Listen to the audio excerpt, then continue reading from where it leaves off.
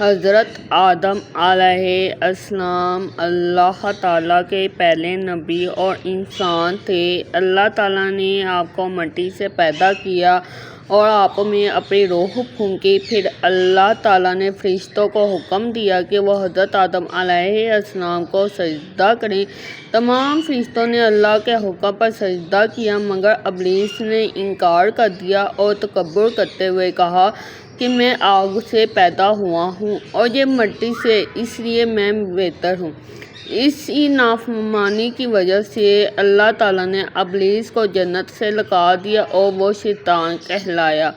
اللہ تعالیٰ نے حضرت آدم علیہ السلام کو جنت میں رہائش دی اور ان کے لیے حضرت حوا علیہ السلام کو پیدا فرمایا تاکہ وہ ان کی زوجہ ہوں۔ دونوں کو جنت میں ہر نعمت دی گئی لیکن ایک درخت کا پھل کھانے سے منع کیا گیا۔ شیطان نے دھوکے سے حضرت آدم اور حضرت حوا کو اس درخت کا پھل کھانے پر آمادہ کر لیا۔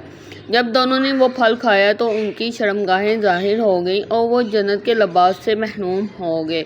اللہ تعالیٰ نے ان دونوں کو دنیا میں بھیج دیا۔ حضرت آدم علیہ السلام نے بہت گریہ زاری کی اور توبہ کی۔ اللہ تعالیٰ نے ان کی توبہ قبول فرمائی۔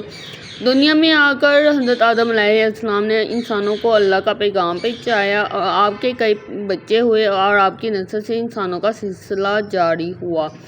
حضرت آدم علیہ السلام کو نبوت عطا ہوئی اور آپ نے لوگوں کو توحید، عبادت اور نیکی کی تعلیم دی۔ آپ کی عمر 900 سال کے قریب تھی۔